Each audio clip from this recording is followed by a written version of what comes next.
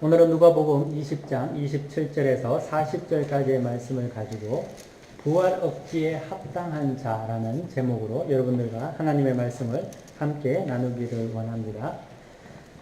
죽음이 없다면 인생은 완전히 달라졌을 거라고 생각이 듭니다. 사망은, 죽음은 인간을 속박합니다. 그리고 사망은 우리의 인생을 지배합니다. 인간이 사망에서 벗어나기만 한다면 우리의 인생 자체는 완전히 바뀌어질 거라고 생각이 듭니다.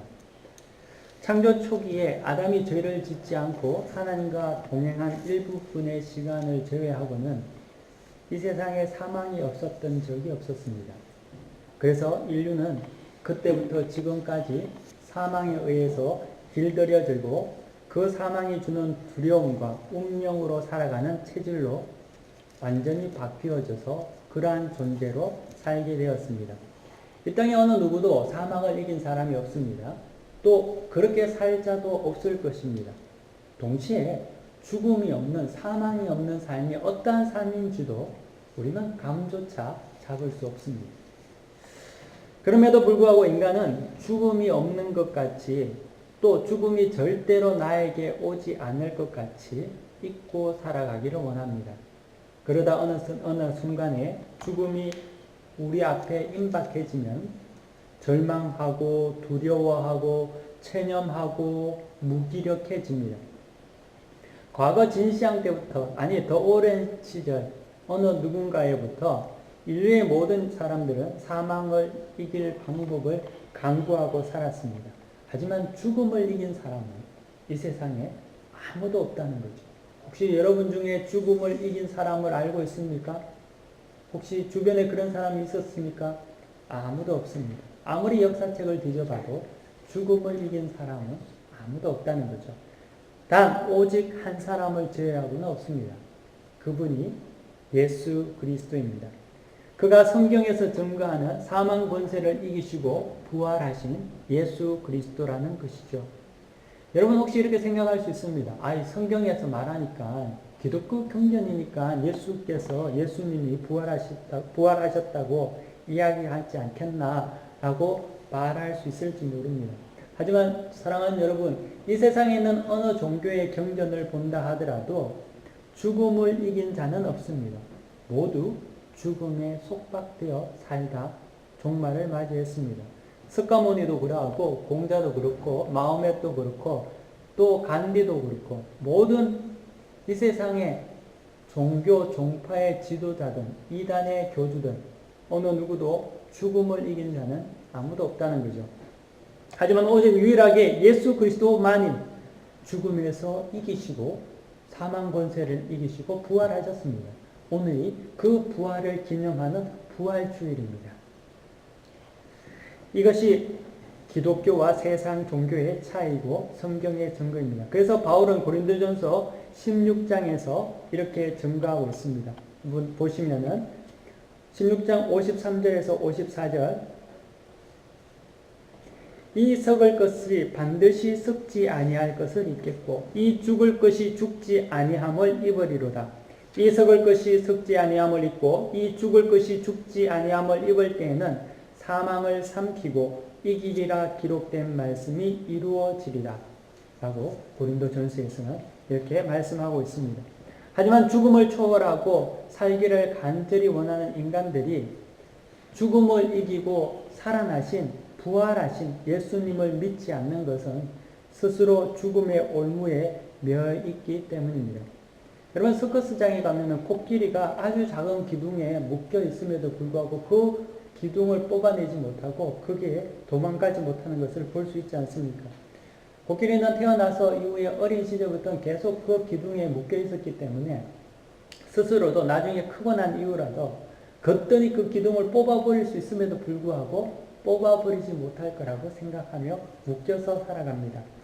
서커스장의 코끼리는 그것이 자기의 운명같이 느끼며 살아간다는 거죠. 하지만 이것을 보는 같이 우리 또한 사망과 죽음의 올무에 매여 있고 그것에 세뇌당해서 살아가고 있습니다. 반드시 죽는 것이 운명이고 죽음 이후의 삶에 대해서는 무지하고 자포자기하며 살아가고 있다는 거죠. 죽음 이후의 삶에 대해서는 내가 할 수 없는 무엇인가라고 일찌감치 손 놓고 살아간다는 거죠. 여러분은 어떻습니까? 여러분은 예수님을 믿지만 죽음 이후의 삶에 대해서 그렇게 무관심하고 그냥 포기하고 손 놓고 버리고 살아가지는 않습니까? 사망을 그토록 떨쳐버리려고 하는 그런 내적인 굉장히 강한 욕망이 있음에도 불구하고 죽음 앞에서만 서면 무기력하고 죽음 앞에서만 서면 나는 아무것도 할 수 없어 라고 그러한 모습으로 살아가지는 않습니까? 그것이 사망이 주는 올무이며 우리가 길들여져 있는 현실이라는 거죠. 그리고 또 그러면 그럴수록 우리는 더욱더 죽음을 두려워해서 이 땅의 삶에 목숨을 걸고 살아갑니다. 죽음이 두려우면 두려울수록 종말이 오기 전에 이 땅의 부귀와 영화를 누리고 또 행복을 누리며 살려고 아둥바둥합니다. 하지만 그 가운데 우리는 그 죽음 가운데 떨쳐버리지 못하고 여전히 우리 자신의 모습들을 볼 수 있다는 거죠. 여러분, 이것은 세상의 모습뿐만 아니라 예수 믿는 신자들의 모습도 어떻게 보면 많이 다르지 않다는 겁니다. 예수를 믿지만 많은 신자들이, 많은 사람들이 부활에 대해서는 믿지 않습니다. 여러분들 부활을 믿습니까? 진정 부활을 믿습니까? 사람들은 이렇게 말할 수 있습니다. 무슨 말씀이세요? 우리가 언제 부활을 믿지 않습니까? 나는 예수님을 잘 믿는데 저도 부활을 믿습니다. 하지만 그들이 예수를 믿는다면은, 그리고 부활을 믿는다고 한다면 그들은 부활을 믿는 자 같이 살 것입니다. 하지만 많은 사람들이 부활을 믿는다 하면서, 예수를 믿는다 하면서 이 세상에서 철저하게 목을 메어 살아가고 있다는 거죠. 부활을 믿는 자들은 이 땅에서 일희일비하며 목숨을 걸고 살지 않습니다. 왜냐하면 부활은 새로운 생명이며 이 땅의 소망이 아니라 영원한 소망을 가지고 살아가는 것이기 때문입니다. 영생을 소유한 자가 잠시 이 땅에서의 욕심을 따라서 요동치며 살겠습니까? 이 땅에서 고난 때문에 좌절하며 살 수 있겠습니까? 절대 그럴 수 없다는 거죠. 우리의 육신의 한계를 통해서 잠깐 그것으로 인하여서 낙심할 수는 있지만, 육신에 속한 한계가 있을 수는 있지만 이내 그 모든 것을 부활의 소망을 가진 자들은 극복하고 완전한 삶을 하나님이 원하시는 그 소망을 따라 살아갈 수 있다는 것이죠. 하지만 세상에 속한 자들, 많은 또 믿음의 신자들이라고 하더라도 부활의 소망, 예수를 믿음에도 불구하고 이 땅에 아둥바둥하며 이 땅의 것을 놓치지 않게 해서 목숨을 걸고 살아갑니다. 그것은 사실 예수를 믿긴 믿으나 예수를 믿지 않는 것이고, 부활을 믿긴 믿으나 부활을 믿지 않는다는 것이죠. 부활을 믿는데 어떻게 이 세상이 다인 것 같이 살아가겠습니까? 근데 여러분 보십시오. 모든 사람이 이 세상이 다인 것 같이 살아간다는 거죠. 그것은 부활을 믿지 않는다는 겁니다. 부활을 믿지 않기 때문에 그들은 예수도 믿지 않습니다. 예수를 믿는 것이 아니라 예수를 자기의 필요에 의해서 사용할 뿐이라는 거죠. 오늘 성경 보면 누가복음 20장에 나오는 예수님과 사두개인들의 부활 논쟁을 여러분 한번 보시기를 바랍니다. 사두개인들이 예수님께 7 형제를 둔 여자의 이야기를 합니다. 그들의 요지는 이러합니다. 어느 가정에 맏형이 있는데 7 형제가 있는 그 맏형에게 아내가 있었다고 합니다. 근데 그 형이 죽음으로 말미암아 죽어서 사내 아이를 갖지 못하고 대를 잇지 못하고 죽고 말았습니다. 그 대를 잇기 위해서 형수가 그 둘째에게 들어갑니다. 하지만 둘째도 대를 잇게 하지 못하고 죽습니다. 그렇게 셋째, 넷째, 다섯째, 마지막 7째까지의 그 여인은 모든 형제들의 아내가 되었다가 이제 다시 그 여자 또한 죽고 말았다는 거죠. 사두개인들이 예수님께 묻습니다. 7 형제도 죽고 그 여자도 죽었는데 나중에 부활이 있다면 부활 시에는 누구가 그 여자의 남편이 되겠습니까? 이 여자는 누구의 아내가 되겠습니까? 라고 묻습니다. 여러분들은 어떻게 생각하십니까? 여러분들은 누구의 아내일 것 같습니까? 첫째 아니면 마지막? 근데 주님께서는 그들에게 이렇게 말씀하십니다. 저를 잘 보십시오. 중요한 말씀을 여러분들과 함께 나누기를 원합니다. 여러분, 만약에 부활한다면 이 사람들의 요지는 그럼 누구가 그 남편의 그 사람들의 아내가 되냐고 질문할 때 주님께서 이렇게 말씀하십니다. 오늘 성경 본문에 보면 이 세상 자녀들은 장가도 가고 시집도 가되 저 세상과 및 죽은 자 가운데서 부활함을 얻기에 합당히 여김을 받은 자들은 장가가고 시집가는 일이 없으며 그들은 다시 죽을 수도 없나니 라고 이야기하십니다. 저 세상과 및 죽은 자 가운데서 부활함을 얻기에 합당히 여김을 받은 자들이라고 주님은 그들에게 제한적으로 표현하신다는 거죠. 사두개인들의 질문에 주님은 부활하기에 합당히 여김을 얻은 자라고 이렇게 말씀하시는 이유는 만약에 7 형제나 한 여자가 그들이 부활하지 못했다면 사두개인들은 부활한다는 가정 속에서 7 남자도 부활하고 여자도 부활했을 때는 누구의 아내가 되겠냐고 물었는데 주님은 그것을 다 지워버리고 그들이 만약에 부활하지 못한다면 이 질문 자체가 의미가 없다는 것이죠. 이 질문의 전제는 7 형제가 다 부활했다는 데 있습니다. 그리고 그 여자도 부활했다는 전제를 가지고 묻는 질문이라는 거죠. 하지만 주님은 그 전제가 부활한다는 전제가 다 틀렸다고 이야기하고 계신다는 거죠. 왜냐하면 그 7 형제와 그 여자에 대해서 대를 이어서 그 가문의 토지나 재산을 상속하기 위해서 7번씩이나 결혼해야 하는 그 여자의 운명, 그들의 인생, 그리고 대를 잇기 위해서 물질의 세상에 무엇인가를 얻기 위해서 여러 번 자기 한 여자를 가지고 형제들이 대를 이어서 결혼을 해야 하는 지극히 이 땅에 목이 메어서 살아가는 사람들에게는 그들이 부활을 가진 자들이 아니라는 거죠. 부활하는 사람들은 이 땅의 소망이 아니라 영원한 소망을 가지고 살아가야 하는 사람들인데 그 7 형제와 한 여인은 지극히 이 땅에 목숨을 걸고 살아가는 사람인데 어떻게 부활할 수 있냐는 주님의 말씀이라는 겁니다. 부활이라는 것은 이 땅의 소망이 아닌 영원한 소망을 가진 자들이 소유하는 것이 부활입니다. 그렇기 때문에 우리는 부활함을 믿는 겁니다. 그러므로 부활함에 합당한 자들은 이 땅에 살아가지만 삶은 모든 삶의 생각과 모든 마음은 영혼을 향해 살아가고 있습니다. 이 땅의 삶에서 진지하게 살아가지만 그렇다고 해서 이 땅에 목을 메우면서 아둥바둥 살아가지 않습니다. 그 자들이 부활을 믿는 자들입니다. 그 부활을 믿는 자들이 예수 믿는 자들이라는 거죠. 왜냐하면 부활이라는 것은 영혼에 속한 것이기 때문에 이 땅에서 유한하게 쉬 없어질 변질될 것을 차선으로 생각하기 때문입니다. 주님께서는 이 7 여자와 7 형제와 그 여인이 부활에 합당한 자가 아니라고 선을 그으시고 계신다는 거죠. 오늘 성경 본문에 보면 부활하지 않는 자들에게 어찌 부활 후의 것을 논할 수 있겠습니까? 사랑하는 여러분, 저는 여러분들이 이 말씀을 귀 기울여 들으셔야 될 줄 믿습니다. 저를 보십시오. 부활은 교회 다닌다고 여러분들 부활을 가지고 소유할 수 있는 것이 아닙니다. 교회 출석이 유무가 아니라는 거죠. 여러분 부활을 말로 믿습니다고 해서 여러분들이 부활을 소유할 수 있는 것이 아닙니다.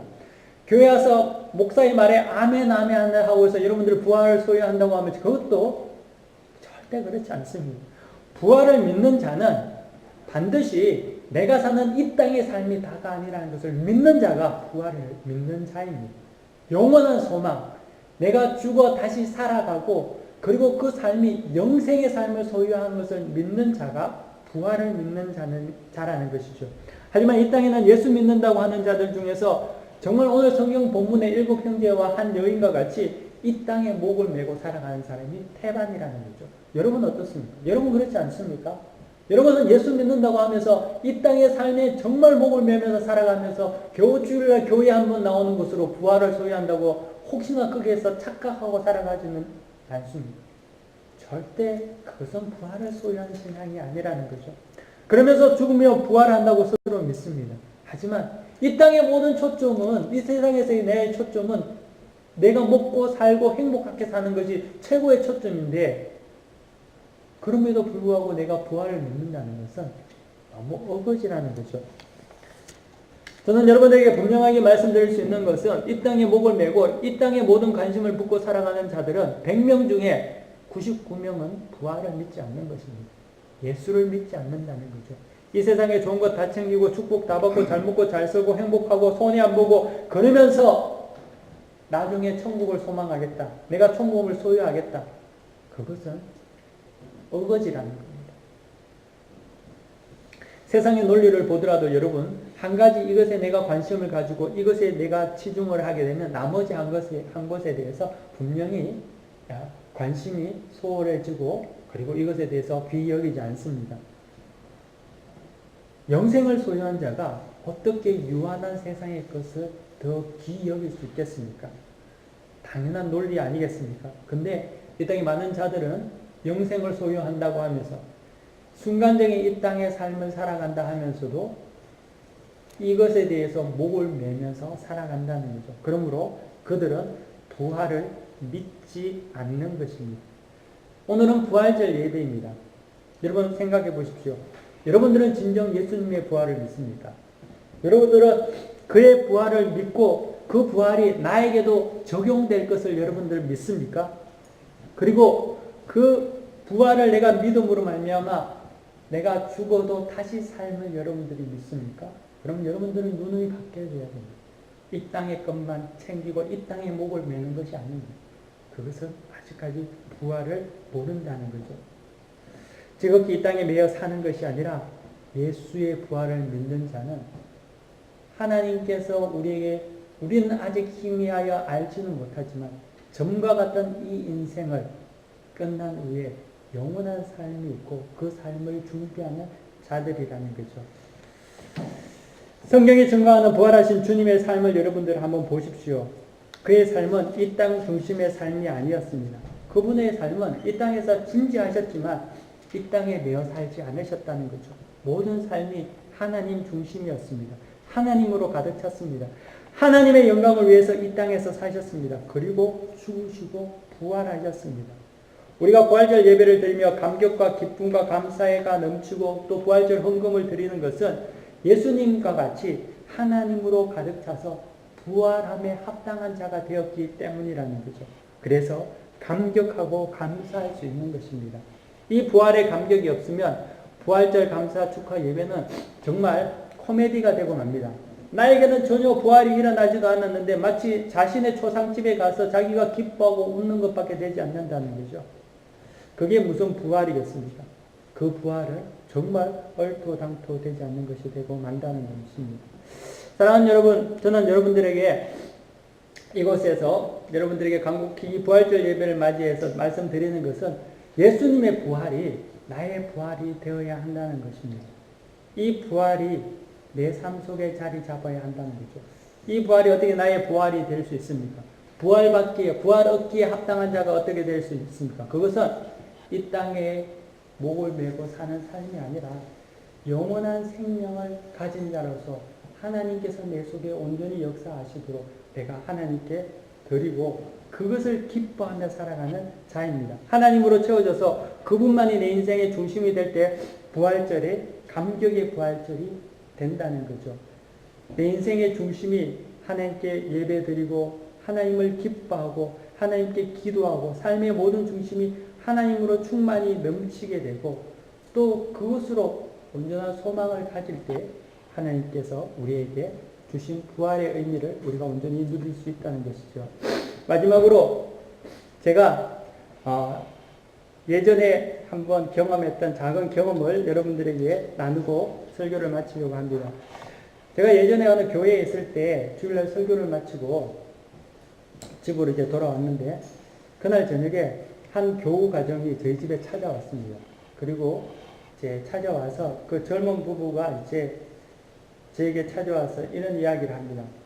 목사님, 오늘 설교 말씀을 자기가 남편이 들었는데 그 남편이 그 말씀을 들으면서 너무나 많은 은혜를 받아서 자기 그 예배 시간 때 잠시도 눈을 돌리지 않고 그 말씀을 들을 정도로 그랬습니다. 그리고 그 남편도 너무나 감격해서 온 겁니다.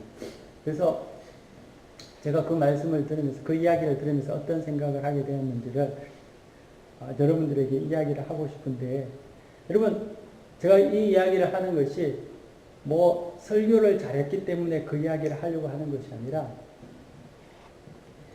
물론 그 설교를 제가 기도하면서 준비한 설교임을 부인하지 않지만 그 설교가 뛰어나서 그 사람의 심령이 변한 것이 아니라 그들이 그 예배 시간 때 큰 은혜를 받고 결단을 가진 이유는 그 속에 있는 간절함이 있었다는 것입니다. 여러분, 아무리 유명한 목사가 이 자리에 와서 한국에서 정말 내노라 하는 수만 명의 목사님이, 수만 명이 모이는 교회의 목사님이 이 자리에 와서 여러분들에게 말씀을 전거해도 여러분 마음속에 심령이 닫혀 있으면 그 말씀은 아무런 의미가 없다는 거죠. 하지만 정말 산골 시골에 있는 무지랭이 전도사님이 말씀을 전해도 여러분 심령 속에 갈급함이 있다면 그 갈급함을 통해서 하나님의 말씀이 옥토에 떨어지고 변화되는 놀라운 역사가 있는 것을 믿습니다. 여러분, 이 부활절을 맞이하는 오늘 주일 예배, 여러분들 그런 갈급함이 있습니까? 여러분, 부활에 대한 그러한 온전한 소망을 가지고 있습니까? 그리고 또 내가 이 땅에 목을 메어 살아가는 것은 사실이지만 영원한 생명을 소유한 자로서 내가 하나님의 뜻대로 살아가지 못하는 것 때문에 마음 아파하고 또 그것을 통해서 내가 늘 주님 앞에 더 힘써 살아가기를 원하는 그런 갈급함이 있습니까?